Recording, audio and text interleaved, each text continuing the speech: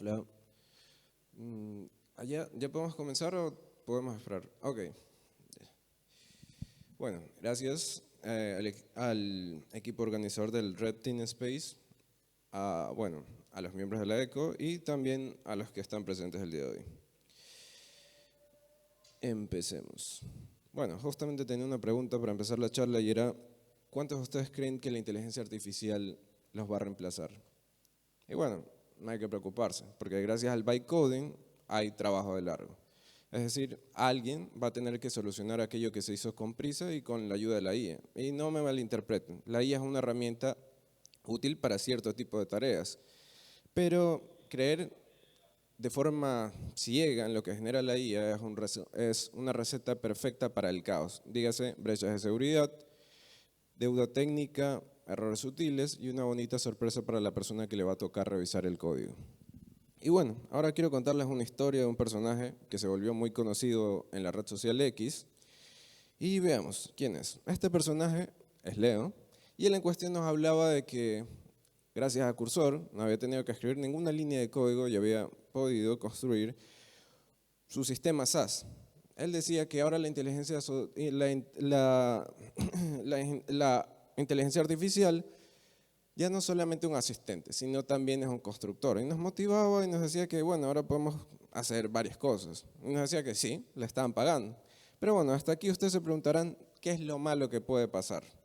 Y bueno, resulta que pasan unos días y nos encontramos con noticias de nuestro amigo Leo, pero noticias no tan buenas. Nos hablaba que desde que él había comentado públicamente en X acerca de su sistema SaaS, habían sucedido cosas muy extrañas. Entre esas, que bueno, se había acabado la cuota de uso de sus API keys como tal, de los servicios que está manejando. Probablemente, no sé, porque estaban expuestas. También había personas que no estaban pagando la suscripción a su sistema y nos comentaba que había, no sé, la gente había creado cosas muy raras en la base de datos. ¿Y qué fue lo que él encontró como solución? Él dijo, bueno, la verdad es que no soy una persona técnica y me va a tocar un poco más de tiempo resolver el asunto. Y lo que decidió es que ya no va a volver a publicar sus cosas en X. Interesante, porque hay personas muy raras allí. A partir de eso me puse en la tarea de buscar cómo los atacantes pueden aprovecharse de esto de las falencias del bytecoding. Y me encontré con un paper muy interesante que se llama We Have a Packer for You, un análisis comprensivo de lo que son los paquetes alucinados generados por los LLMs. Y también un blog que habla justamente de esta nueva amenaza de la cadena de suministro llamado Slow Squaring. Entonces, para entender esto hay que saber qué son las alucinaciones y qué son los package hallucinate o los paquetes alucinados. Entonces, las alucinaciones son nada más que salidas sin sentido que da la IA y que van muy alejadas de lo que se le pidió como dato de entrada. Por ejemplo, si le pregunto quién es el presidente de Estados Unidos y me responde con, no sé, Doraemon o cosas así, eso vendría a ser una alucinación. ¿Y qué son los paquetes alucinados? Son paquetes inexistentes prácticamente.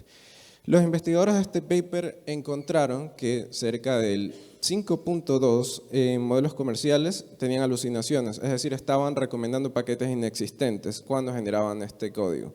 Y en los paquetes abiertos, perdón, en los modelos abiertos como tal, estaba entre 21.7, que es mucho más. Pero lo más interesante y la gravedad del asunto es que encontraron 255.474 paquetes alucinados, es decir, paquetes no existentes. Y hasta aquí se preguntarán, bueno, ¿y cuál es el problema? Bueno, el problema resulta que los atacantes encuentran que estos paquetes que son inexistentes, es decir, nadie más los ha registrado, crean un paquete malicioso, los registran, lo suben a cualquiera de los repositorios, ya sea PyPy, Crates, NPM, y obviamente logran infectar o logran impactar en un mayor número de usuarios. Eso prácticamente se resume en la investigación. Ahora sí, entrando en materia, les vengo a hablar de tu suministro, su acceso, rompiendo la cadena de suministro. ¿Quién soy yo? David Cortés, desarrollador de software. En mis tiempos libres hago un poco de seguridad, justamente con el tema de la cadena de suministro y un par de cositas más por allí. Bueno, guiño guiño, está el tema de solucionar ciertas cosas que el bytecoding rompe y fundador de una comunidad que se llama Kernel Chaos, que es donde comparto de forma gratuita el conocimiento acerca de Linux y otras tecnologías libres. Entonces, ¿qué vamos a ver el día de hoy? Vamos a hablar un poco de los repositorios de paquetes sobre ataque, una pequeña introducción, cuáles son las técnicas que utilizan los atacantes para infiltrar el código, algunas pruebas de concepto y bueno, las mejores prácticas y defensas proactivas. Entonces, es normal ahora último encontrarse con noticias de que, bueno, 6 paquetes maliciosos que estaban justamente dirigidos a usuarios de Windows, también paquetes que se encontraron en PyPy, que eran 451 muestras únicas de un malware que contenían un malware llamado Clipper, y algo un poco más elaborado que es los atacantes comenzaban a dividir la carga maliciosa en diferentes paquetes para evitar justamente ser detectados. Pero bueno, eso no acaba allí. No solo se limita, como dije anteriormente, a PyPy, también están en Crates, que encontraron un malware escrito en Go, también en NPM, que eso es casi todos los días que se ve algo nuevo. Están packages, que es de PHP, en NuGet de .NET y así. Podemos seguir enumerando y no nos va a alcanzar el tiempo. Pero lo más interesante es que los atacantes encuentran formas un poco más inteligentes, por decirlo así, de infiltrar estos paquetes maliciosos. Tal es el caso de que había varios atacantes que se hacían pasar por una compañía que se llamaba, bueno, una compañía financiera que comenzaba a hacer entrevistas a ciertos desarrolladores que los tenían perfilados. Entonces, ¿qué es lo que le planteaban a ellos? Es, mira, ¿sabes qué? Tienes que hacer un reto de codificación. Acá está el material, tienes un zip, ahí está un código escrito en Python. Obviamente no había nada malicioso, pero en las dependencias que tenían que instalar era donde estaba la carga maliciosa y finalmente los desarrolladores eran comprometidos. O también el caso de Chimera, que prácticamente estaba enfocado justamente en robar credenciales de AWS, de ambientes productivos. Y como dije, NPM es casi todos los días que encontramos una cosa diferente, como el caso de CrowdStrike, también el de Prior y bueno, así, podemos seguir encontrando más y más cosas. Y ahora se preguntarán, bueno, ¿por qué los atacantes ven a los repositorios de paquetes como un blanco interesante? Y bueno, resulta que desde hace algún tiempo atrás, en PyPy, se han comenzado a reportar un volumen alto de malware como tal. Primero se empezó en 2021 hablando de confusiones de dependencias como tal. Luego comenzó a escalarse, era en 2022, ya reportes de malware y así fue escalando. Tanto así, bueno, a la fecha, justamente, bueno, esto fue recolectado el 10 del 16 de este año, vemos las cifras de lo que maneja PyPy, es decir, tiene actualmente 688.558 proyectos, 967.128 usuarios, sirve a cerca de 900 teras por día, maneja peticiones de 900 teras por día y sirve cerca de 2 billones de peticiones por día. Entonces, con estos números es interesante justamente para los atacantes, porque pueden impactar en un número grande de usuarios. Y como dije anteriormente, ya se habían visto reportes desde el 2022 de un volumen alto de malware, tanto así que en el 2023 surge un incidente. ¿Y cuál fue este? Que PyPy tuvo que suspender el registro de nuevos proyectos y nuevos usuarios por el tema del alto número de malware que era distribuido justamente allí. Y bueno, ahora sí veamos un poco cómo los atacantes logran infiltrar estos paquetes maliciosos. Bueno, resulta que tienen dos formas. Una es creando nuevos paquetes o infectando a los ya existentes. En el caso de que quieran crear nuevos paquetes, tienen diferentes formas. Una sería utilizando un caballo de Troya. En ese caso, ¿qué es lo que es un caballo de Troya? Simula ser que tiene una utilidad real, pero realmente hace todo lo contrario. Como, bueno, hay casos como Cloud Plus y Gemini Plus que estaban justamente cargados en PyPy y decían que podían obtener funcionalidad totalmente paga de forma gratuita, pero era totalmente lo contrario. También tenemos Type Squaring dentro de la parte de cuando un atacante crea un nuevo paquete, que es básicamente aprovecharse de errores tipográficos para engañar al usuario y finalmente lo instale. Y otro muy interesante que es Use After Free. En este caso, bueno, en PyPy ya se solucionó, pero hay otros paquetes de repositorios que siguen teniendo esta falencia. ¿Qué es Use After Free? Es decir, un mantenedor ya no quiero continuar con el proyecto, es decir, ese paquete lo elimina, llega un atacante, identifica que ya quedó disponible el nombre y prácticamente lo registra y lo pone con una nueva versión. Y si alguien lo tenía configurado en un, no sé, un entorno CI, va a comenzar a descargarlo de forma automática y bueno, así todas las otras personas se pueden infectar. En el caso de infectar a los paquetes ya existentes es un poco más compleja porque depende de varias cosas. Es decir, primero puede ser que, no sé, se puede inyectar directamente en fuente, gracias, bueno, valiéndose del tema de ingeniería social, puede ganarse la confianza del maintainer, puede llegar a ser maintainer el atacante y finalmente incluir el código malicioso después de un buen tiempo, que bueno, hay varios casos que ya se han dado. También tenemos con, otros, que es bueno, directamente comprometer el build system, ya sea es como que afectándolos de encontrar, bueno, encontrando una vulnerabilidad, en el caso de que sean compartidos, vulnera uno y obviamente tiene acceso a varios, o también valiéndose que está justamente el tema de credenciales que son débiles o API tokens que han sido filtrados como tal.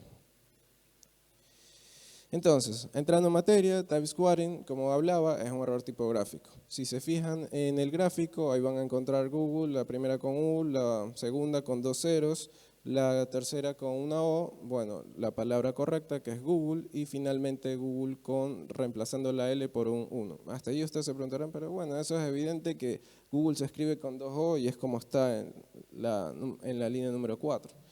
Pero bueno, ¿qué me dicen acerca de esto?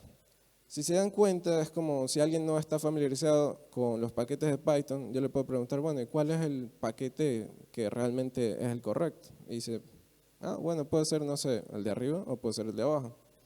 Bueno, y hay gente que haría lo siguiente, es decir, bueno, vamos a saber y vamos a preguntarle a la IA que me diga cuál es el paquete. Y la IA me dice, mira, estos dos paquetes en teoría existen, solo que uno tiene esto y el otro tiene esto. No ha caído en cuenta que un paquete no existe y puede ser un paquete bueno, un atacante utilizó type squaring para engañarlo y finalmente instalar el contenido malicioso. En ese caso, acá regresando, el de arriba es el paquete oficial, el de abajo no existe. Y la IA, después de que le digo, bueno, uno de esos es como type squared, realmente no existe y puede ser aprovechado por un atacante. Y cae, sí, me equivoqué. Esos son los peligros de confiar en la IA ciegamente. Pero bueno, ahora tenemos otro que ustedes se preguntarán, pero ¿cuál es la diferencia allí? Hay una diferencia muy sutil que se alcanza a ver, pero tienen que echarle un poco de ojo, y es el segundo paquete, reemplacé la L por una I mayúscula. Si alguien obviamente está como que al apuro, coge, lo instala y se olvida que no es el correcto. Entonces, ya hemos entendido cómo los atacantes infiltran estos paquetes maliciosos, entendamos ahora un poco de cómo se ejecuta este código malicioso. Bueno, ahí hay diferentes maneras. La primera sería durante las diferentes fases del ciclo de vida, en ese caso vendría a ser en la instalación, cuando se corren los tests, o en el caso del tiempo de ejecución. Otro sería en que se ejecuta de forma condicional, es decir, valida primero o está revisando el tema de cuál es el estado de la aplicación, el tema de las dependencias que tiene instalada o el tema del sistema operativo. Tal es el caso que hubo un paquete en PyPy que se llamaba Fabris, es decir, con Fabris, ¿sí? Termina en E, el paquete oficial es Fabric, que bueno, nos permite interactuar por medio de SSH, pero ¿qué es lo interesante de esto que hacían los atacantes? Es basado en el sistema operativo, ejecutaban un código u otro. Y bueno, ahora con el tema de técnicas de evasión. ¿Qué es lo que utilizan? Bueno, prácticamente tenemos dos grandes categorías. Ofuscación de cadenas u ofuscación de código. En el caso de la ofuscación de cadenas tenemos codificación, es decir, podemos utilizar el base 64, también se pueden valer por el tema de descifrado, en este caso AES, se pueden hacer concatenación de cadenas y bueno, y métodos de compresión como gzip. En el caso de ofuscación de código, se pueden valer de las ya mencionadas, es decir, codificación, cifrado y, bueno, compresión como tal. También puedo agregar código basura para hacerle perder tiempo al al analista justamente que está revisando el código, se puede dividir el código malicioso en diferentes paquetes, se puede dividir el código en diferentes archivos, se puede utilizar un tipo de malware polifórmico o también se pueden utilizar como que engaños visuales, es decir, agregar un montón de espacio y finalmente el código y así sucesivamente. Y tal es el caso de que hay personas que se han puesto un poco creativas y han puesto 70 capas de ofuscación para, bueno, en cierto modo evitar ser detectados. Y bueno, ahora sí veamos algo interesante que fue lo que había preparado desde hace algún tiempo atrás y es una pequeña POC. Bueno, disclaimer, esto es solo con propósitos educacionales. Entonces yo me senté un día y me puse a pensar, bueno, ¿cómo podría ser un atacante si quiere comprometer justamente a una empresa a través de sus desarrolladores? ¿Y cómo lo podría hacer? Y bueno, a eso le denominé la operación Spread Logics, que tenía diferentes fases, que primero estaba el reconocimiento, luego crear mi paquete malicioso, finalmente la distribución, la explotación y bueno, el tema de la post-explotación. Entonces, me puse a revisar y dije, bueno, ¿qué es lo que la gente está utilizando más? ¿Qué es lo que se ha vuelto como que interesante? ¿Y qué es lo que, bueno, los desarrolladores están como que yéndose por ese camino? Y me encontré con el famoso MCP. Y dije, bueno, veamos qué puede haber allí de interesante. Me fui a una herramienta llamada Google Trends y coloqué MCP. Y me daba un resultado de casi 91, si no me equivoco, o por allí, un poco cerca del 100. Y vi que, bueno, Google Trends funciona del 0 al 100, entonces quiere decir que sí es relevante. Pero dije, bueno, me voy a enfocar solo en Python, así que voy a buscar MCP Python. Y encontré que igual seguía siendo relevante, tenía 61%. Así que dije, bueno, voy a aprovechar de eso y voy a crear un paquete relacionado a MCP. Y dije, bueno, ¿será que existe ya un paquete existente llamado MCP? Sí, ya existe, un oficial justamente que fue publicado por Anthropic. Así que, más complicado, veamos si puedo colocar algo como MCP Core o MCP Framework. Y lo interesante de este gráfico es ver la cantidad de descargas que tiene por día. La cantidad de descargas que tiene por día son 172.225 y por mes 9.592.281. Resulta muy interesante, es decir, que un atacante puede impactar en esa cantidad de usuarios, es muy bueno. Y también me encontré justamente en la parte de abajo que la mayor parte de las instalaciones eran sobre Linux. Así que, y bueno, luego de eso comencé justamente a pensar, bueno, ahora sí, ¿cómo lo voy a nombrar mi paquete? En este caso decidí nombrarlo MCP Framework, para darle un poco más de credibilidad. Es como, MCP Framework, puede ser todo lo demás. Luego en las técnicas de ofuscación utilicé, bueno, algo sencillo porque no querías como que pasar tanto tiempo en esto. Utilicé la codificación base64. La parte de que se puede ejecutar en diferentes sistemas operativos, es decir, que vea sobre qué está corriendo y en base a eso ejecute una acción u otra. Y en cuanto al método de exfiltración, directamente enviarlo a través del protocolo HTTP a un endpoint de un servidor local que simula ser el del atacante. Y bueno, hasta ahí todo bien. Tenía mi paquete, tenía nombre, le había puesto el código malicioso, pero dije, bueno, y ahora, o sea, es un paquete nuevo, no tiene descargas, nadie lo conoce. ¿Quién sería, no sé, tan volado de la cabeza para instalar algo así?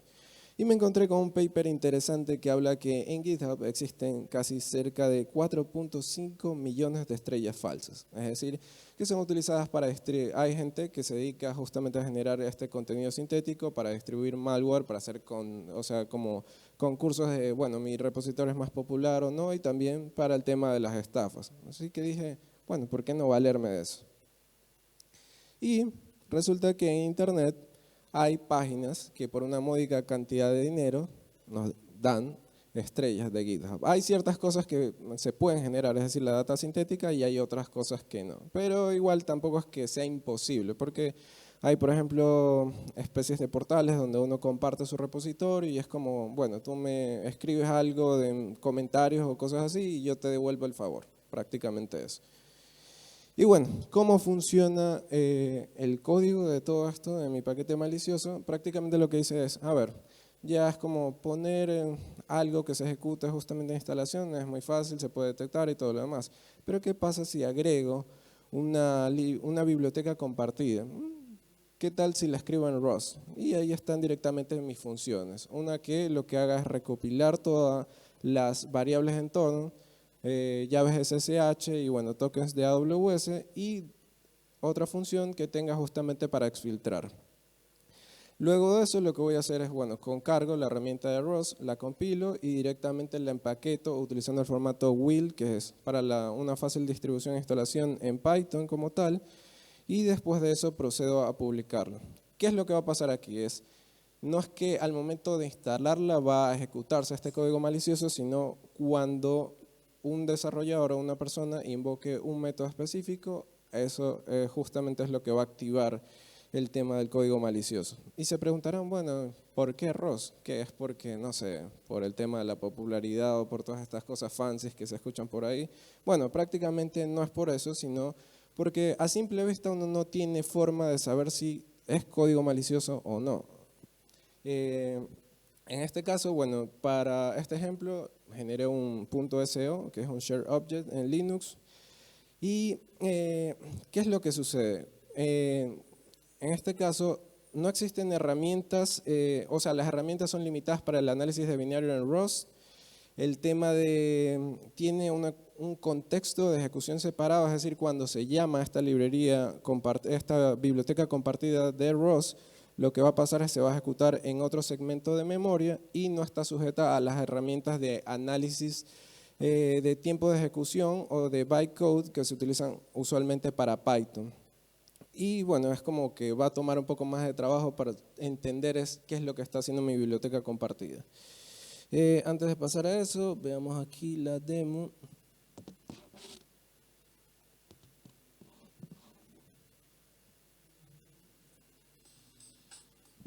Bueno, ahí como se podrán ver, tengo mi paquete, tiene solo 3 archivos. El init, otro que está por allí, y bueno, mi biblioteca compartida escrita en ROS. Para esto estoy creando con la herramienta PyPyServer, un servidor local que me permite agregar y poder instalar de forma local o privada paquetes justamente de Python. Entonces,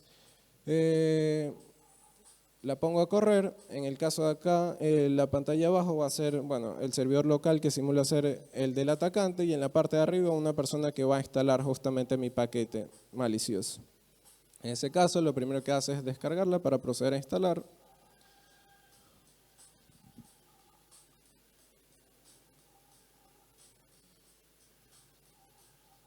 Bueno, hasta ahí no ha pasado nada. Como dije, se instaló prácticamente. Ahora creo un archivo siguiendo, bueno, basándome que soy un desarrollador, creo un main.py. Lo que voy a hacer es básicamente utilizar este paquete que recién acabo de instalar. Y el código es simple.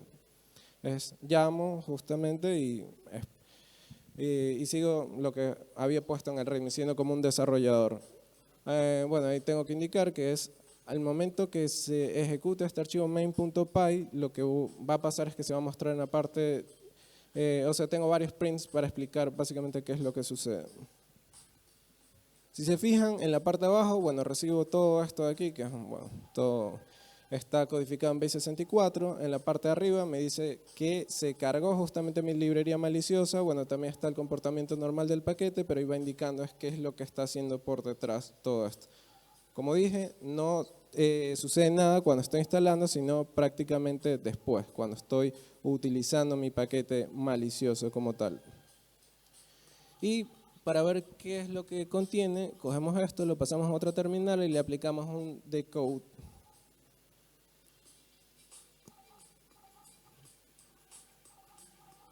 Y como podrán ver, tenemos ahí varias variables en torno y así.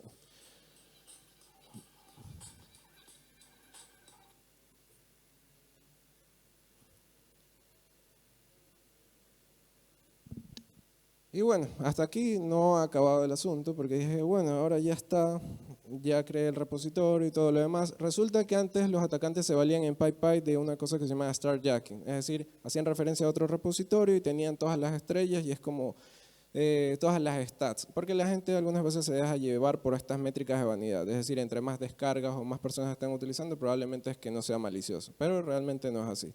Entonces dije, bueno, ¿por qué no utilizar alguna cosa como bueno, valernos de Google Ads, que hay varios atacantes que utilizan para distribuir malware y así? Y bueno, después de eso, finalmente, ¿qué es lo que se podría hacer una vez habiendo comprometido un diferente número de usuarios? Podemos minar cripto, podemos, no sé, utilizar la información para venderla en el dark market, o sea, mercados negros. podemos obtener créditos gratuitos para usar IA o también molestar un poco o afectar las operaciones de negocios. Pero bueno, allí no acaba. Luego de eso dije, bueno, esto es como, sí, o sea, estamos hablando de repositorios de paquetes, paquetes maliciosos, pero ¿por qué no llevarlo un poco más allá? ¿Por qué no hablar, no sé, de extensiones, de estos editores de código y así? Creo que muchos están familiarizados con ese logo y resulta que es VS Code. Y dije, bueno, voy a ver qué tanto impacto pueda tener. Y me encontré con una encuesta hecha por Stack Overflow en el 2025, es decir, este año, donde hablaba que es el editor de código más popular hasta el momento. Interesante, pensaba que era otro, pero finalmente es VS Code. Y dije, bueno, quiero crear, no sé, un tipo de extensión maliciosa. Bueno, ahí en este caso, ¿cuáles son los vectores de ataque que tendría un atacante? Una puede ser aprovecharse de que las extensiones de VS Code tienen paquetes de NPM. Esa podría ser una. Sería también, otra es crear un repositorio que simule ser una versión de VS Code y finalmente alguien la instale, pero eso es como es poco probable y habría que utilizar mucha ingeniería social. También está el tema de afectar el proyecto principal, en ese caso vendría a ser VS Code, es decir, ganarnos la confianza, ser mantenedores y finalmente poner el código malicioso, o utilizar, bueno, un archivo que se llama task, donde podemos incluir tareas que se pueden ejecutar en automático en VS Code, pero eso depende mucho del Workspace Trust, así que es como, ok. Y el tema de crear una extensión que tenga justamente código malicioso. Esa sería la otra vía de los vectores de ataque. Entonces dije, bueno, como todo el mundo está en la onda de esto de los asistentes de código y así sucesivamente, dije, bueno, ¿por qué no crear uno que simule, que sea Queen, que bueno, es basado en el modelo de Alibaba y que por debajo tenga una sorpresa? Entonces me puse en la tarea y digo, bueno, tal vez puede ser sospechoso porque creo que solo hay dos, que son de dos personas que no están verificadas y obviamente no son Alibaba. Así que dije, bueno, pongámonos en la tarea y creemos algo que sea un poco más, que genere confianza. Entonces me puse, le agregué todo el tema de la descripción y así sucesivamente y dije, bueno, esperemos que funcione realmente. Y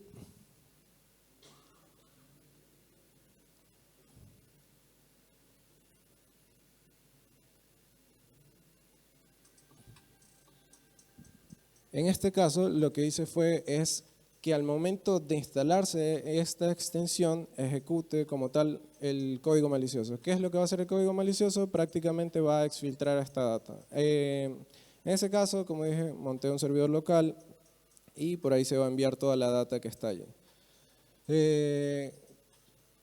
Hasta allí no hay como que nada tan elaborado porque es como, bueno, alguien instala y no se ha dado cuenta tal vez, pero es muy perceptible, es decir, alguien que comienza a revisar qué finalmente hace la extensión lo va a encontrar. Y de hecho también hay varias medidas de seguridad que tiene el Marketplace de VS Store que impiden que esto sea tan fácil para los atacantes y tienen que buscar otras formas. Bueno, ahí como pueden ver, está toda la data, se envió. Y bueno, ahí estoy también mostrando qué fue lo que se envió ya decodificado. Como dije. Sí. ¿Lo subiste al VS Store? No, en ese caso hay varias formas justamente de distribuir estos paquetes. No necesariamente tiene que enviarse en el marketplace de VS Store, sino también se puede distribuir a través de un formato que se llama Base6 como tal. Sí. Y hay personas que de hecho descargan directamente, es un repositorio que tiene el Base6, las extensiones y lo instalan. Es decir, es como que otra forma. Solo que ahí toca darse el tiempo para engañar al usuario y que finalmente lo descargue de otra fuente que no sea la oficial como tal.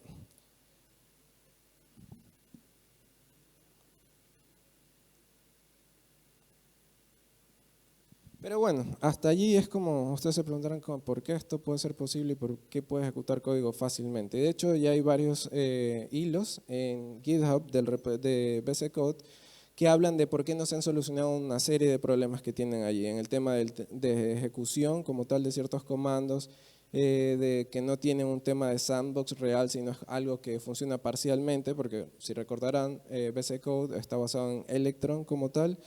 Y así, bueno, es como ya se han comentado un montón de cosas y se dice, ¿por qué esto no es prioridad? Y dicen, bueno, sí, algún día lo vamos a hacer. Gracias. Pero bueno, resulta, como dije anteriormente, no es que sea tan fácil, es como, bueno, lanzamos esto y se acabó y probablemente no pasa. Sí, tienen un escáner que está analizando malware como tal. También hacen una detección dinámica para evitar que los nombres sean, por decirlo así, utilizados por los atacantes, con extensiones populares como, no sé, Google, el propio Microsoft y así sucesivamente. También tienen una opción de verificar las personas que publican, pero vaya cosa interesante porque solo con tener un dominio, agregar un registro TXT, prácticamente ya somos verificados. Interesante. Y hay otras cosas como, bueno, analizan de que si se va, por ejemplo, un API token puesto allí, como que lo reportan. Pero ustedes se preguntarán, bueno, hasta allí es como, tiene un montón de cosas y probablemente no pase. Pero hace algún tiempo atrás, John Hammond, un investigador de seguridad, lo que hizo fue encontrar que había un montón de estas extensiones que ya tenían paquetes con vulnerabilidades críticas. Y se dirán, pero ¿y esto cómo puede ser posible? ¿No se supone que esto está analizando eso? O sea, ¿no se supone que hay mecanismos de seguridad que impidan eso? Y realmente no. De hecho, habían vulnerabilidades críticas, medias y, bueno, bajas. Y es como, qué raro todavía. Y también no es como que extensiones desconocidas. De hecho, había una de Oracle, si no me equivoco, que mostraba a John Hammond que tenía una crítica, pero así es la cosa. Entonces, dije, bueno, es verdad, esto es muy predecible y no me quiero quedar allí. ¿Qué tal si lo elevamos un poco más allá? Me puse a leer un paper muy interesante que hablaba de un malware polifórmico impulsado por IA, de una empresa que se dedica al tema de seguridad, que se llama Hayas Labs, y ellos encontraron que había un malware que se está comunicando con la IA y básicamente no contenía nada de código malicioso, sino la IA le generaba ese código. Y dije, bueno, ¿por qué no hacer algo similar? Es decir, ¿cómo funcionaría mi extensión impulsada por IA, que sería un infostealer polifórmico? Dentro de mi extensión no existiría nada de código malicioso, sino más bien existirían prompts, que lo primero que harían es un footprinting del sistema, es decir, dime qué es esto, o sea, qué sistema es. Luego se comunica con la IA y finalmente le pido que me genere un código para exfiltrar esa data. Hasta allí es como un escáner de malware y cosas así, vería y diría, pero no hay nada de código malicioso, una persona también. Y si alguien se quisiera poner a revisar la extensión y ve el código malicioso, se va a encontrar algo como esto, estos prompts que están allí, que están, bueno, codificados en base64 y utilizan el cifrado SOR, algo simple. Y es como, bueno, ¿y esto qué es? Pero prácticamente lo que está pasando por debajo, tengo los prompts que se comunican a un modelo, en este caso de OpenAI, y le digo, mira, quiero que me identifiques qué sistema está ejecutándose aquí, recibo la respuesta, la parseo porque de hecho esa es la limitante, a veces la IA se descontrola un poco, es decir, las alucinaciones, y genera código basura y no es como que permite que eso pase tan rápido. Y luego de eso me envía el código para exfiltrar y finalmente se ejecuta. En ese caso se va a ejecutar en memoria y no va a crear un archivo para que sea justamente detectable. Y hasta ahí se preguntarán bueno, pero ahí está el problema. Es decir, vas a utilizar un modelo de la IA, se va a comunicar con este modelo, pero ¿y de dónde vas a sacar este token? Es decir, ¿de dónde? O sea, tienes tanta plata como para gastarte y hacer esto con un montón de gente. Bueno, resulta que hay un DOR muy interesante que lo podemos utilizar en Google y vamos a encontrar varios tokens que están por ahí filtrados de gente que está utilizando, bueno, ya sea OpenAI o también OpenRouter, que de hecho encontré uno interesante en Docker Hub, por ahí está. Hay otros casos donde, bueno, le han pedido a la persona que publicó en GitHub en justamente un hilo que por favor lo cambie porque expuso su token. Pero bueno. Y el prompt justamente que utilicé le indico a ChatGPT porque si no me va a decir, ¿sabes qué? No puedo hacerlo porque esto está fuera de mi alcance, estás pidiéndome algo que es ilegal prácticamente. Y utilizo este prompt para poder que me genere lo que necesito. Y veamos en ese caso el video de la prueba de concepto.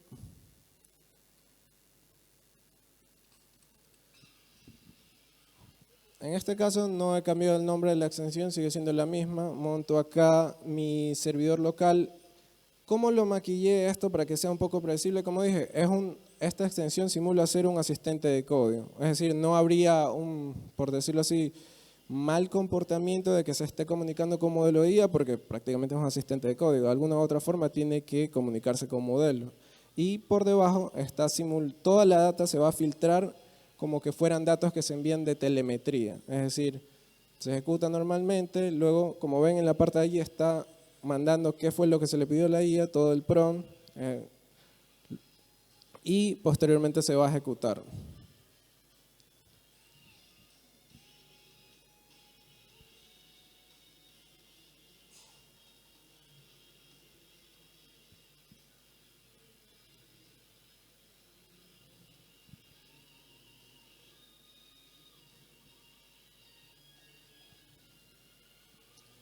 Para ejecutar esto, bueno, en la extensión de VS Code lo que hago, utilizo es child process y el método spawn. ¿Qué nos permite este módulo como tal? Nos permite lanzar comandos de sistemas o lanzar otros programas. Y spawn, de hacerlo de forma asíncrona, es decir, que devuelva el control y evitar que se bloquee el hilo principal de Node.js como tal. Y como dije, eso es todo el prompt. La extensión no tiene nada de código malicioso, tiene los prompts que se envían directamente e interactúan con la IA devuelve el resultado y finalmente se ejecuta con el método que ya mencioné del módulo. Y en la parte izquierda tienen todo lo que se está enviando a mi servidor local, que bueno, simula ser algo de datos de telemetría, pero prácticamente esas son las variables de lo que he obtenido, es decir, variables de entorno que pueden contener, no sé, cosas de ambientes productivos y así sucesivamente. Si se fijan, bueno, con Queen Plus simula ser un asistente de código, pero es todo lo contrario.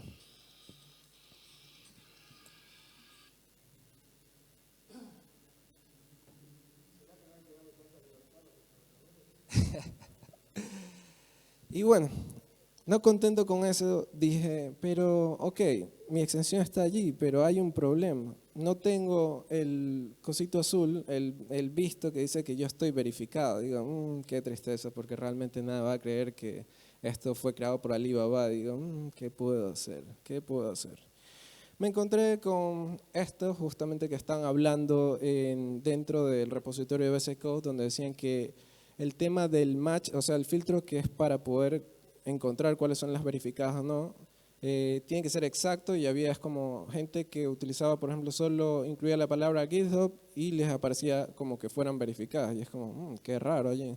Y también encontré otra empresa de OX Seguridad que lo que hacían es intersectar el tráfico que mandaba VS Code directamente a los servidores de Microsoft y ver qué parámetros estaban pasando para determinar si era o no verificado ese autor. Y luego de eso me encontré con algo interesante que lo voy a mostrar aquí.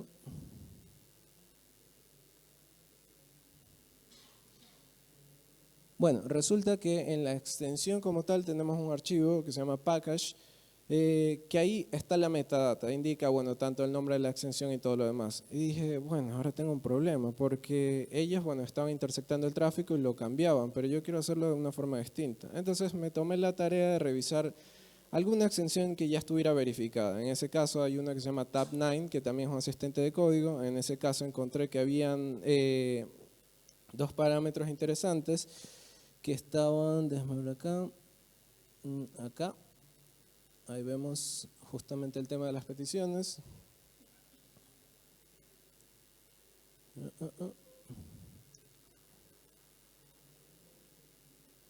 Allí, bueno, ahí nos indica, esta es de mi extensión como tal, ahí habla de Quen Plus, pero en la que encontré Tab9 hablaba, bueno, cuál es el nombre del publisher como tal y el nombre de la extensión que ya está verificada, porque si solo utilizo el nombre del publicante, prácticamente no va a ponerme el checkmark de que estoy verificado. Entonces en ese caso dije, bueno, voy a utilizar tanto el nombre del publicante y también el tema del nombre de la extensión, que bueno, se llama Tab9 algo así, no recuerdo muy bien. En este caso la estoy alterando como tal.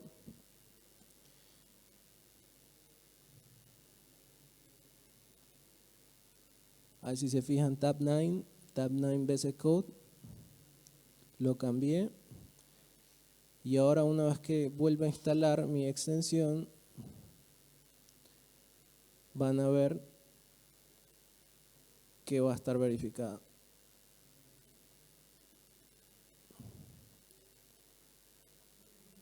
Ya, y ahí si se fijan, ahí hay un pequeño problemilla que es, sí, está verificada, pero el autor finalmente es Tabnine, no tiene nada que ver con Alibaba. Pero dije, bueno, ¿y qué tal en ese caso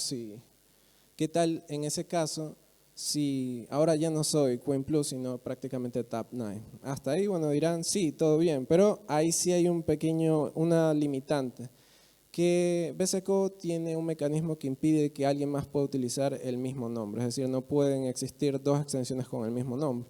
Pero eso no es un problema porque, como dije, se puede distribuir a través de el marketplace de BC Store, o también se puede distribuir con el formato B6, es decir, bueno, engañando al usuario, mira, ¿sabes qué? Esta extensión te la dejo gratis, descárgala, instálala, no es algo de otro mundo, solo es ir BC Code, coger el archivo, instalar y se acabó. Entonces, bueno, ahí implicaría como un poco más de engañar a los usuarios que otra cosa.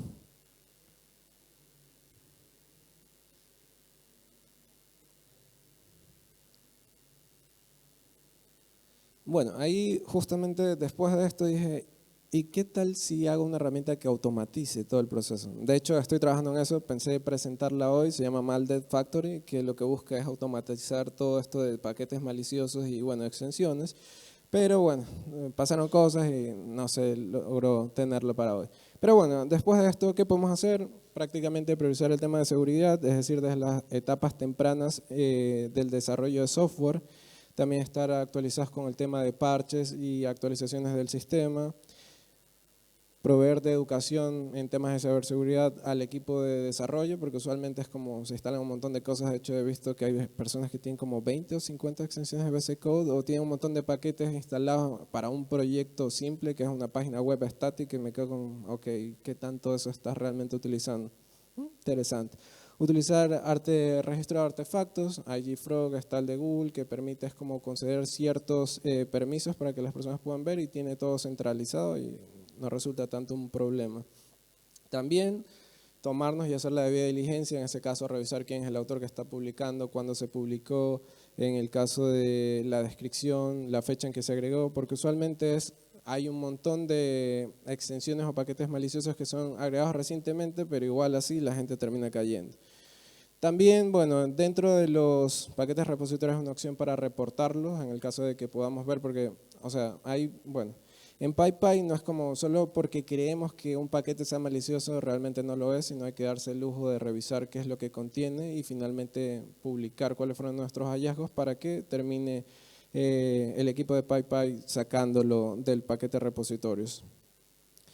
Otras herramientas, bueno, hay un montón, tenemos Dependabot, Pandiformal, Package Analysis, Wardog, Salsa, que es un framework creado por Google que justamente habla de cómo manejar el tema de los ataques de la cadena de suministro, Sigstore y SIF, que nos permiten obtener el SBOOM, el Software Bill of Material, es decir, de qué está compuesto nuestro software, y entender en base a qué estamos construyendo nuestro proyecto. Y bueno, eso sería todo prácticamente. Espero que les haya gustado. Gracias.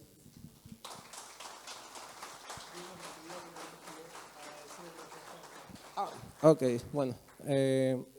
También agradecer a los sponsors, en este caso Lugapel, Solidarity Labs y CTF, sí. O sea, Lugapel y Solidarity Labs. Ok. ¿Alguna pregunta? ¿O no? ¿No tienen preguntas? Perdón, yo me subí a último momento porque estoy cubriendo al voluntario, así que me hice voluntario. Me voy un poquito preocupado. Y me quedo con la reflexión de en dónde esto funciona y en dónde esto no funciona. En realidad lo que me preocupa es entender cómo hacer para que esto no funcione en empresas. ¿Por qué? Bueno, porque el desarrollador hogareño, independiente, autónomo, que toma decisiones en su casa y asume los riesgos, no importa que luego trabaje en proyectos colaborativos, responde por sí mismo, pero normalmente una empresa, y cuanto más grande la empresa, tiene obligaciones, y entonces esto de limitar a los desarrolladores con el riesgo que eso implica, ¿no? Que se enojen porque los estás limitando. También a nosotros quienes estamos en seguridad nos pone casi en la obligación de esto, ¿no? Bueno, vamos a analizar las extensiones que están usando nuestros desarrolladores, vamos a, o deberíamos estar periódicamente haciendo un inventario de artefactos, validando los artefactos, entendiendo de qué está compuesto el software que utilizamos para prestar servicios, por un lado, cosa que no ocurre, porque en la práctica es muy difícil mantener esos inventarios actualizados y actuar en consecuencia. Y después, por otro lado, viene el análisis de tráfico saliente desde las organizaciones, sobre todo hoy a lo que son modelos de inteligencia artificial, lo cual también impone algo que en seguridad entendemos como prevención de fuga de información, pero es mucho más que eso, ¿no? Esto es decir, te estoy permitiendo interactuar a vos o una aplicación con modelos de lenguaje en el cual tengo que intercambiar información.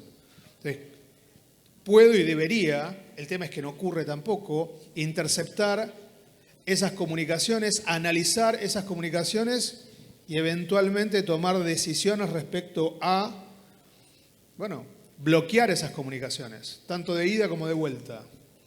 ¿Existen tecnologías? Sí. Son los CASB de toda la vida, hoy enfocados en aplicaciones o servicios de generación de contenido. Pero eso también molesta a los desarrolladores. Eso también incomoda a los usuarios de negocio que dicen, bueno, ¿estás monitoreando mis comunicaciones contra servicios? Sí. ¿Estás usando un dispositivo, una PC corporativa? ¿Estás en un ámbito de trabajo? ¿Estás en una función de trabajo? Cualquier otra cosa que quieras hacer, hacela en tu casa desde tu propia PC sin involucrar o sin arriesgar los activos de las organizaciones. Entonces, yo tengo una pregunta para vos. Esto es, en entornos corporativos, ¿vos crees que esto es controlable? O sea, en cierto modo sí, si se toman justamente los mecanismos de seguridad, como en este caso, revisar cuáles son las dependencias que tenemos, pero en la práctica eso no pasa. A veces quedan extensiones que igual, o sea, no eran extensiones maliciosas, pero un atacante logra comprometer al maintainer a través de ingeniería social, que eso fue lo que pasó en NPM recientemente, y finalmente tienen ya la dependencia con esa nueva versión que es maliciosa. Si se ejecutan, por ejemplo, tienen un CI, lo que va a hacer es, una vez que se lanza esta nueva versión, la va a descargar y la va a actualizar y se acabó. O depende cuáles son las políticas que tengan, pero usualmente se va. Ok, pero esos son ataques mayores. Ya, nos mostraste cosas que se podrían hacer en una escala menor, afectando incluso por ingeniería social al desarrollador final que termina incluyendo las extensiones. Eso desde el punto de vista corporativo, con toda la fricción que eso implica, en la teoría, ¿se puede contener? ¿Se puede evitar? ¿Vos crees que hay iniciativas en grandes empresas? Digo, por grandes empresas estoy hablando de retailers, bancos, compañías de seguro. Digo, hay empresas que tienen 200 desarrolladores, 500 desarrolladores que pueden de alguna manera forzar a que no se puedan bajar de cualquier repositorio, haga un inventario. Esto te lo pregunto porque yo no estoy muy a favor de la concientización. Digo, no porque no tenga que ocurrir, sino porque no veo que sea suficiente cuanto los incentivos de los desarrolladores es otro. O sea, el incentivo del desarrollador será la calidad, la velocidad. Las cuestiones de seguridad no son necesariamente su incentivo. Entonces no está pensando en eso todo el tiempo. Ahora, si no está pensando todo eso todo el tiempo, bueno, tengo que rodearlo de gente o tener una infraestructura en donde eso sí lo haga otro que no sea el propio desarrollador, porque no le puedo agregar la carga de encima tener que estar pensando eso, más allá de que lo debería hacer porque forma parte de la calidad. Entonces, en tu experiencia, ¿ves que las grandes empresas van hacia un camino de evitar de que su gente caiga en estas cosas? Sí, de hecho justamente hay varias iniciativas. Google ahorita está auspiciando a varios repositorios de paquete, en ese caso PyPy, desde hace algún tiempo atrás está lidiando con este tema de los ataques a la cadena de suministro y está dando fondos para que más personas se sumen, puedan reportar y tenerlos de planta investigando sobre las diferentes formas y mecanismos. De hecho, hay varios papers que ya se habla de utilizar agentes LLM para poder identificar estas cosas de una forma más rápida, pero igual sigue siendo un tema limitante en cuanto hay un montón de malware que es distribuido a través de estos paquetes y no es como que de buenas a primeras como vamos a identificar todos al mismo tiempo, es un proceso, ya sé. Bien. Gracias. ¿Alguien tiene alguna pregunta para él? ¿Se van tranquilos? Muchas gracias.